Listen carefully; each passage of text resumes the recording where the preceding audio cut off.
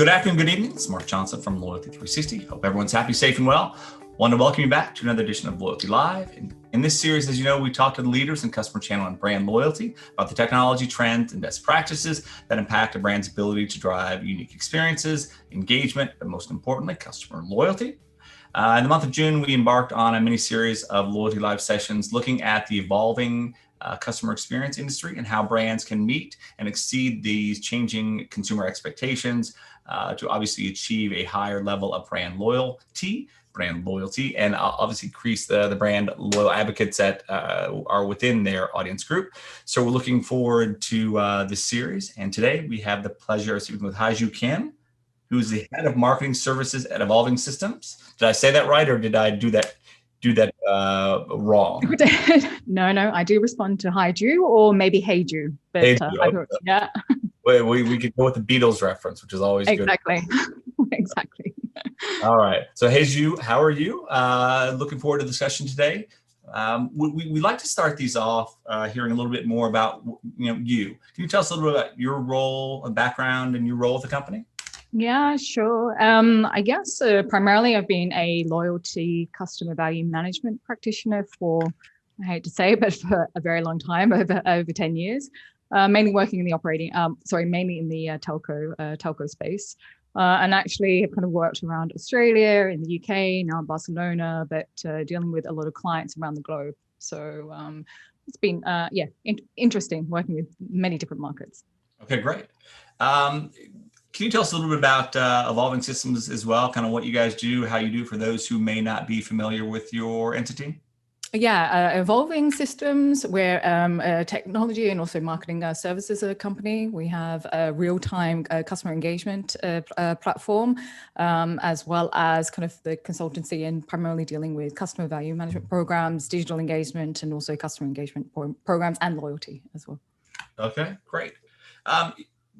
Your organization does some, as you mentioned, really neat things in customer experience, customer loyalty space. And from your perspective as a thought leader in the industry, how has customer experience changed, evolved in the past month, a few months actually during COVID, and how do you see it evolving going forward? Good question. I think kind of in the last kind of months, particularly, I think with the pandemic, I think if anything, it's kind of emphasized how business critical customer experience actually is. I think with the digital kind of acceleration, now we've got consumers who are just so much more kind of tech savvy. I think the expectations are a lot higher, and they've been exposed to kind of a lot of businesses having to kind of operate, via the digital channel. And so I think what this kind of has an impact on is that we have to be so much more kind of on top of providing very good kind of memorable customer experiences. And I think the customer experience is very much around driving the right kind of perception from a consumer perspective, which obviously then comes down to making sure that it's relevant and personalized and has some meaning. Okay. So when you look at kind of the importance of customer experience, how does your organization communicate and demonstrate the importance of customer experience to your clients to ensure that they're delivering accessible customer experiences to their customers? Is it something that's understood, or do you have to really kind of sell them on the idea of kind of what you are seeing from a best practices perspective? No, it's quite interesting. I think it's actually well kind of understood, I think, at least is kind of being the experience, and particularly kind of in the context of kind of what we do, especially around kind of loyalty programs. I think it's been an interesting kind of shift change from the past, where I think, for loyalty programs, I think historically there's been a lot of rationalization around, the need for loyalty program to drive kind of positive customer experience. Whereas now I think it's very much viewed as something that's actually needed to be able to drive more interactions or more meaningful touch points with customers. And so I think, as an organization, I think, trying to deliver or help enable our clients deliver on exceptional kind of customer experience, I think is kind of twofold. So one is actually enabling the clients with the right technology in their platform to deliver kind of the good user experience. And then overlaid on top of that, you need to make sure that you have the right proposition. So you're talking about the right offer, it's the right message that's actually going out. And there's a lot of design that's required behind that too. Okay. When you look at the consumer behavior, it evolved a great deal during COVID, and it was changing before that as well. a huge digital acceleration during the pandemic. What considerations do you think brands should have to address kind of how consumers have evolved to this point? Yeah, I think it comes back to kind of what I was saying earlier, and then I think consumers are much more experienced with digital, and I think with that they have a lot of higher expectations on what the interactions with brands should be like, which I think also in turn kind of brings a lower tolerance, I think, if the experience is not seamless or good. And I think, as consumers ourselves, we're quite time poor, our concentration span has dropped. And I think brands have smaller windows actually to create kind of a long lasting, impactful moment with their customers. And I think what's kind of, I guess, maybe new consideration, if you want to call it that. But I think today, what's even more challenging is that, your competitors now aren't just your traditional kind of direct competitors, but every brand that's actually competing for your customers' attention. And so the benchmark now, I think, in terms of customer experience isn't just what your biggest competitor is doing, but also what your consumer or customer's favorite brand or product or service provider is actually offering today. So the standards are high, I think. Okay. I think you mentioned a little bit, technology is a big challenge with regard to brands. The MarTech stack has 8,500 and growing technologies that all have some ability to enhance customer experience, develop loyalty, whether it's AI, ML, mobile platforms. When you look at brands utilizing technology to elevate the customer experience, with contextualized messages, you talked about offers, transactions, content. How do you do that? How do you advise them how to do that? How to manage technology? Because that seems to be the bane of most brands' existence. Yeah, I think kind of managing the technology is well, is it kind of challenging? I think with the right technology, if you have it there, it should actually enable you to have some of these hygiene factors of being able to deliver like the contextualized kind of message, offers. And I think that it's quite important that you have the right technology that can actually kind of enable that, because now that's very much kind of a hygiene factor, I guess, when it comes to delivering a really good customer experience.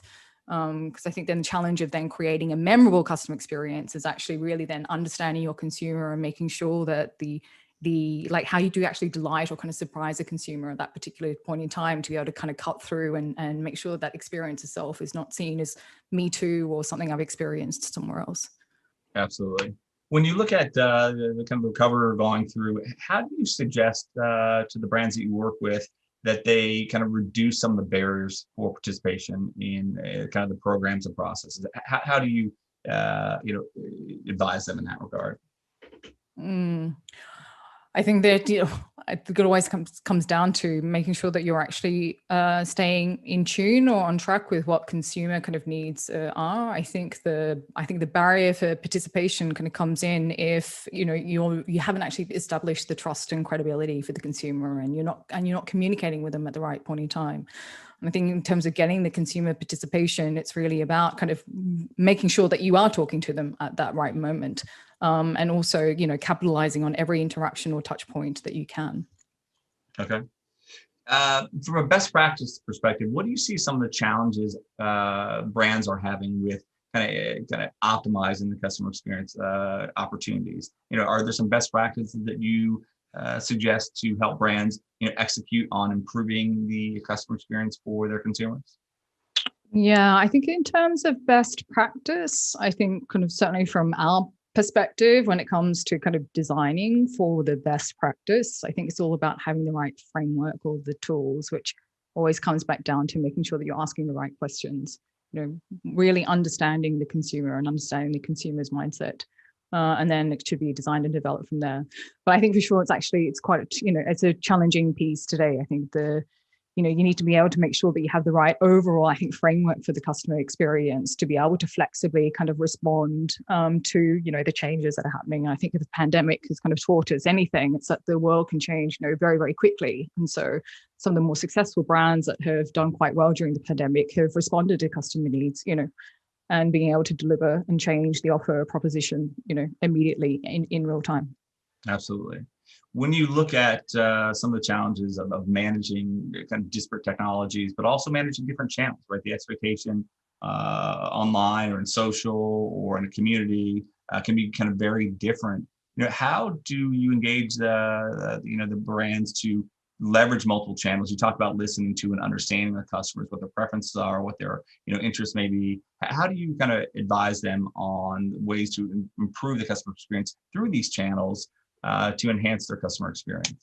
Yeah, I think it just kind of comes down to really understanding kind of what is your goal or objective of that particular kind of interaction. And I think these days it's really up to the customer's preferred way of communicating or interacting, with a brand. And I think you really need to understand that either by capturing kind of usage data or be able to track, how they're interacting, or even explicitly asking the customer themselves about what channel preferences that they have and in what context they're actually using the channels. So I think all of it comes down to data. You need to have the right data, and you need to be able to make the right actions off the back of that data. Absolutely. And the last question we have is, did you look at kind of the crystal ball, if you had one, and how do you think that consumers will evolve over the next 6 months to a year, maybe even longer? Do you see some of the old behaviors coming back, and that it makes it a little more complicated for brands to manage kind of the changes, but also a shift back to the in-store? How do you see customer experience and customer loyalty evolving going forward? Yeah, I think I think a lot of people are trying to kind of predict or kind of understand and hopefully be able to see into that crystal ball to see whether or not some of these changes are actually long lasting, or whether or not we're going to see a shift again to kind of back into the in-store or kind of physical channels. I think though that we don't know, and I think then it comes down to as a brand, you need to be able to be quite flexible in the way that you actually respond. And in terms of your response, again, it just comes back down to actually really understanding who your customer is. And I think a big change that's already happening at the moment is I think customers actually willing to give data away. So we've got the emergence of zero-party data. So it's really about getting the zero-party data also combined with first-party data and being able to build that trust and credibility with your customer by then actually delivering the right proposition off the back of this data, and also managing their expectations, so they walk away with a positive kind of memorable experience. Okay. Are there, a couple brands that you think are doing a really good job with regard to managing customer experiences, to driving unique engagements, to kind of optimize the customer experience? I mean, they could be brands that you work with or that you just kind of engage with. Actually, I think that there is kind of one story, at least kind of in the US, which definitely caught our attention, which was kind of Verizon and the way that they actually managed and respond to kind of customer needs throughout the kind of pandemic, and making sure that are reaching the customers kind of in the right channels, and also in terms of responding to customers kind of staying at home with relevant offers as well.